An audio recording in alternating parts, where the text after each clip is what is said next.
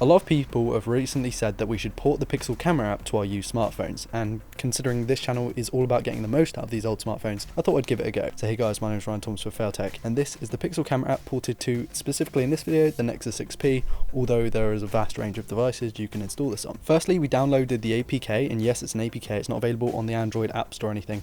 We downloaded it through this website that we actually used the mobile browser to do, although the more long-winded approach is to download it on a PC, then transfer it over. Doesn't matter which way you do it, as long as you've got the APK. Then make sure that you enable third-party installations and install it as you would any other app, and it should show up in your launcher just as it usually would. Although watch out, because you might have two camera apps, one might look exactly the same as the other, but you'll know when you go into it that one is actually the custom one for the Pixel. So once you've got it, we did some testing and it showed a couple of weird things. One is that it significantly reduced the shutter lag or the shutter delay when you press the shutter button to when you actually get the image, which is something that the 6P had a problem with before. Next is that dynamic range was vastly improved, especially in harsh conditions and low light shot. And thirdly, and probably the most importantly to you guys, is that it enabled portrait mode on the front and the rear camera. Now the portrait mode isn't going to be as good as anything from the Pixel or the Pixel 2, and that's due to the fact that it's got a separate dedicated chip allowing for that. However, it's really not that bad on the Nexus 6P, and of course you only have one camera, so of course it's not going to be as good as the dual camera systems, but it's still very good. Now it did crash on one or two occasions, but it's nothing like the 6P didn't already. The thing that I found most surprising was actually the fact that the dynamic range was a lot better. It shows just how much Google pushes their software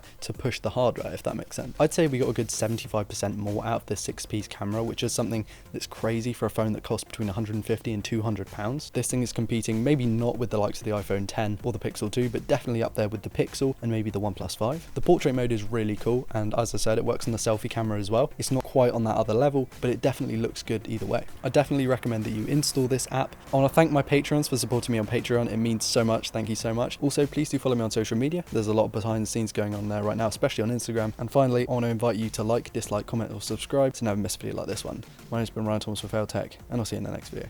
Peace.